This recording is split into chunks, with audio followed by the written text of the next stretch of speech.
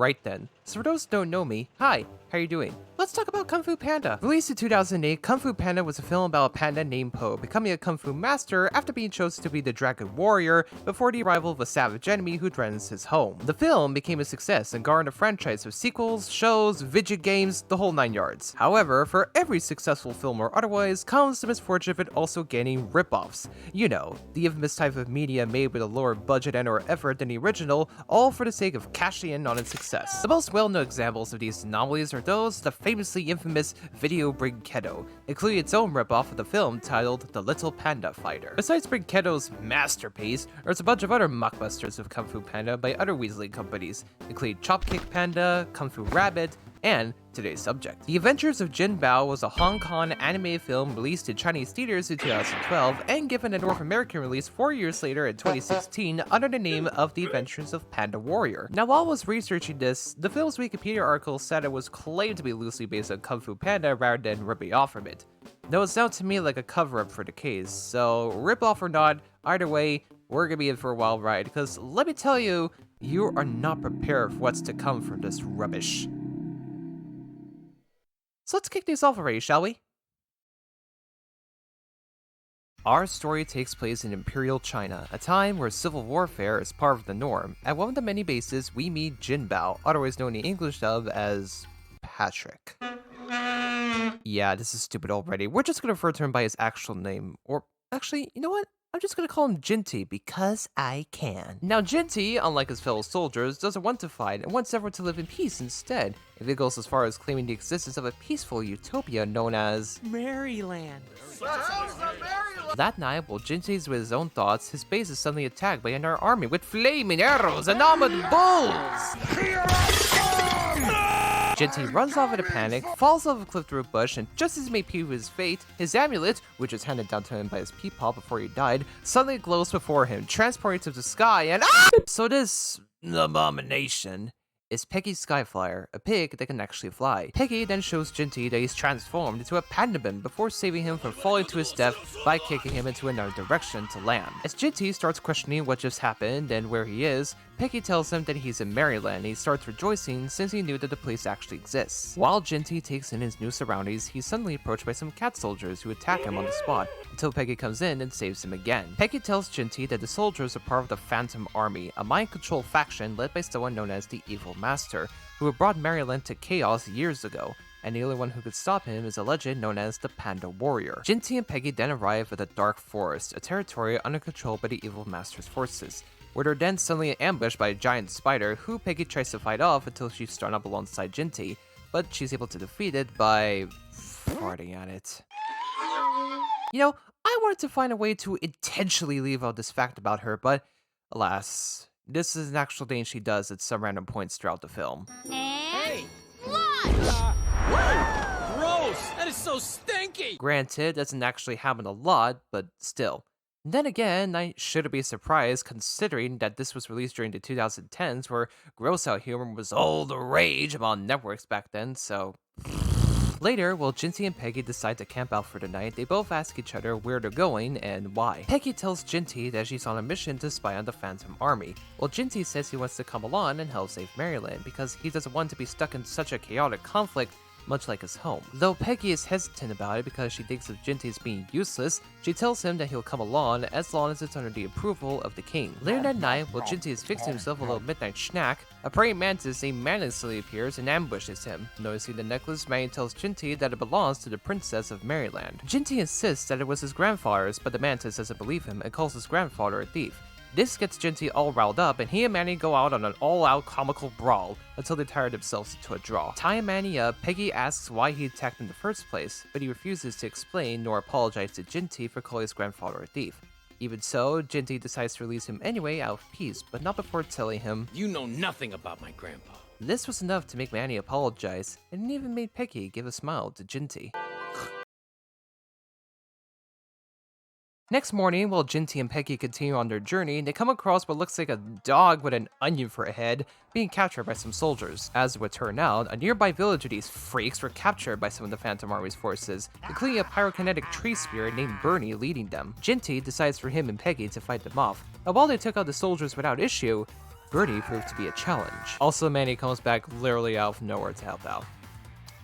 Yeah, this is gonna happen a lot from here on out. With no other option, Peggy gets an idea and tricks Ginty by telling him that Bernie insulted his grandfather. Enraged, Ginty ambushes him and defeats him by extinguishing him in the lake nearby, leaving the soldiers to retreat and the village saved. With both our heroes now stumped with what to do with Bernie, some ginseng spirit named Jimmy also comes out of nowhere and helps the party by purifying Bernie with his musical magics. However, this only made him use up a lot of his energy and just fuck off until they meet again. After the party leaves the village, they come across another problem. An ox named Crusher. He's assigned General of the Phantom Army. Now, this next part is going to be a whole mess for me to explain, but at this point, we are introduced to the members of a resistance group that Peggy's a part of, called the Seven Wonders. These are the following: Billy Beekman the Rooster, Bruce Barkley the Golden Retriever, Bobby Bunny, Shadowfleet the River Horse, Go-Go Goat, and Spitty the Monkey. Hold on a moment there! Can I help you? That guy's clearly a hippo. So? He's not a horse! What the hell even is a river horse anyway? I'm glad you asked! While I was doing my research, apparently, the hippopotamus name is ancient Greek for river horse. The more you know, I suppose. With everyone now present, they all go out on Crusher, and this is now the part where I start to question, what the hell did I do to myself to deserve this? Despite their efforts, Crusher is still standing strong, so when he charges at Ginty, he flanks him bullfighter style and sends him down to a cliff to his demise. After that nonsense, the party arrives where the resistance base is held. Among everyone there, Ginty meets Leo, the king of Maryland. Now up to this point, everyone, except for Billy, thinks that Ginty is the Panda Warrior, but when Leo is handed the dragon necklace, he tells everyone that he is not in fact the Panda Warrior. Later that night, Leo recounts to Ginty the events of what led everything to how it is now. Maryland is powered by an enigmatic artifact known as the Dragon Sphere. It was guarded by two whale sisters, Faith and Hope. Years ago, Hope absorbed more of the spear's energy than normal and went mad, until Ginty's grandfather, Jinlong, the original Panda Warrior, arrived and defeated her, which restored her back to normal. As a gratitude, Jinlong was given the dragon necklace by Angelica, the princess of Maryland, before returning back to China. However, during the ceremony, a warlock rat from a parallel dimension appears, my guess from its own malicious magics, corrupting Hope and merging with her, while declaring himself as the evil master, into a 9-headed snake beast while acting as the host. They proved to be undefeated, captured Angelica, and bewitched the soldiers into the Phantom Army, and everyone's been desperate for Ginty's grandfather's return ever since. Ginty tells Leo that he wishes he was the Panda Warrior, but he doesn't feel strong or brave enough to be so. But Leo insists that it's only but a name to one who shows faith and courage. Leo also says with how slower time is in Maryland than on Earth, Jinlong's passing and handing down the dragon necklace to Ginty and his arrival in Maryland were more than a coincidence, as it's also perfect timing for the Panda Warrior's return. Something that Ginty is left to consider.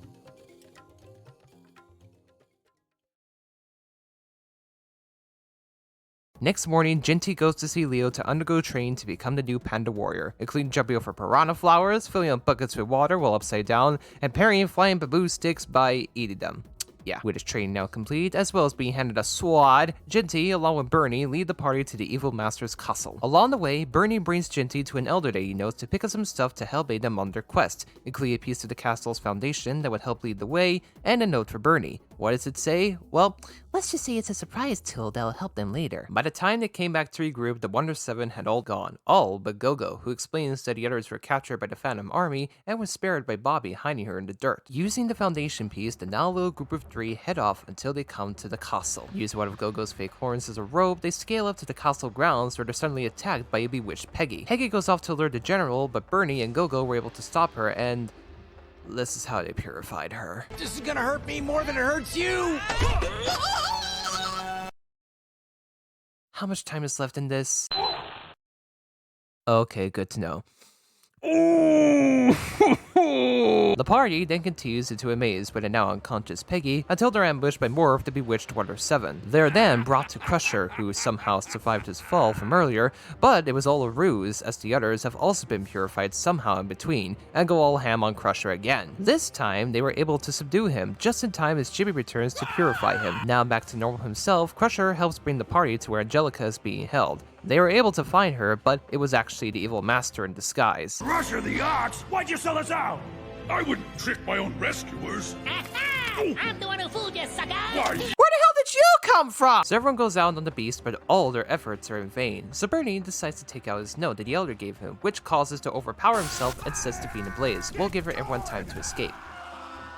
After that, Bobby finds the note that Bernie brought out. The note was a spell to boost his pyrokinesis, while also sacrificing himself in the process, with the party agreeing to save Angelica in his honor. They soon come to the real Angelica, stuck in a trance while surrounded by a pool of poisonous water. Crusher jumps in to free Angelica as a way to redeem himself for what he's done while bewitched, leaving him weakened from the dredge. Bruce then sniffs out the presence of the evil master, who had managed to recover from Bertie's attack, leaving everyone thinking of a way to escape, until Manny arrives tunneling a way out for them without any explanation of how he found them. Like, this actually happened, I'm being serious. How'd you find us? I am a master of many skills. We'll talk later. The beast then finds the party, with Crusher leaving himself behind to hold him back while everyone else escapes. Finding Angelica gone, the beast goes into a blind rage, demolishing his castle from the inside. Everyone goes to hide in a cave from the falling debris, and also, conveniently enough, the beast himself, who's now looking for them, until Billy crows upon the sun rising and thus alerting the beast of their presence. Having had enough, Jinty goes out to fight them with his sword that he finally brings out, but that was also in vain, leaving him being chased instead. At that moment, Angelica reawakens, telling everyone it's now the perfect time to strike, as the beast is weak during the day,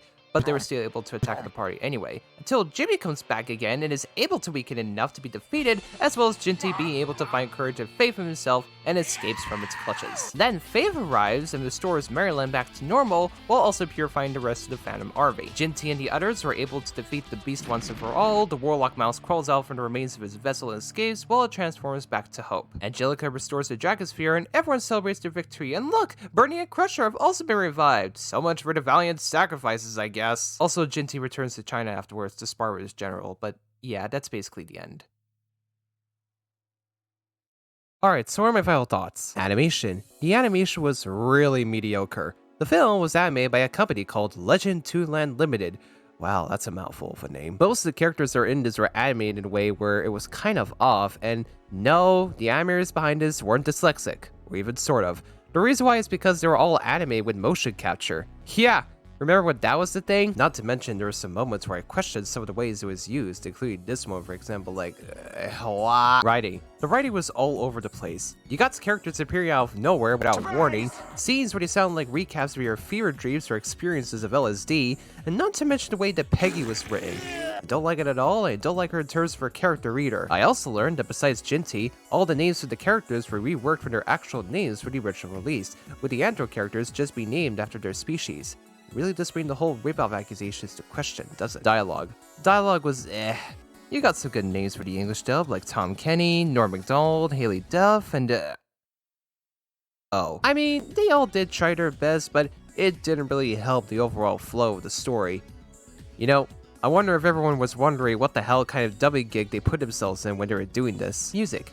Music was also There's some Ds in this that are played twice, thrice, or quadrice, I think, throughout the runtime. You got your action theme, your danger theme, your triumphant theme, the whole 9 yards. Besides that, there's nothing else noteworthy about it.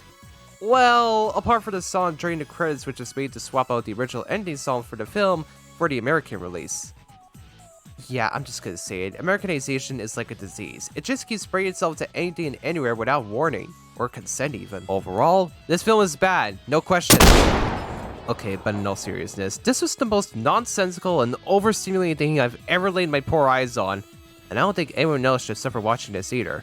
You know, unless you and your friends want to be a bunch of brave fools to go through it anyway, then hey, it's gonna be your funeral, just saying. Now, I should probably explain that there were a lot of cuts done for this because the original Chinese release went on for way longer than what the English dubs presented.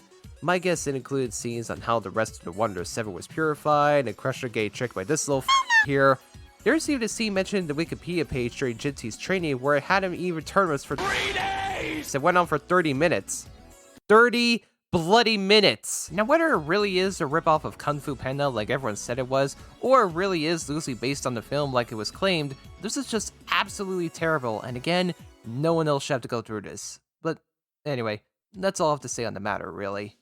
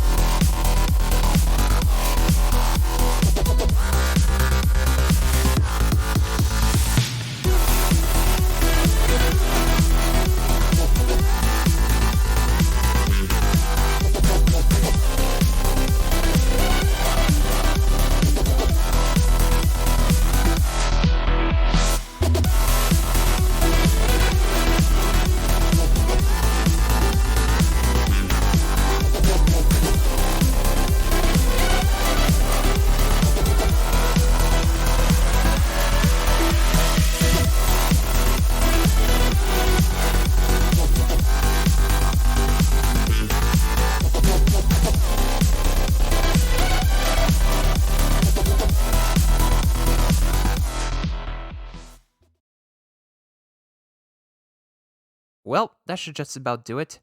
Now then, might as well catch the train for my next destination. Alright, let's see the damage report. Looks to still be in good shape. Everything's still working. Now then, where was I?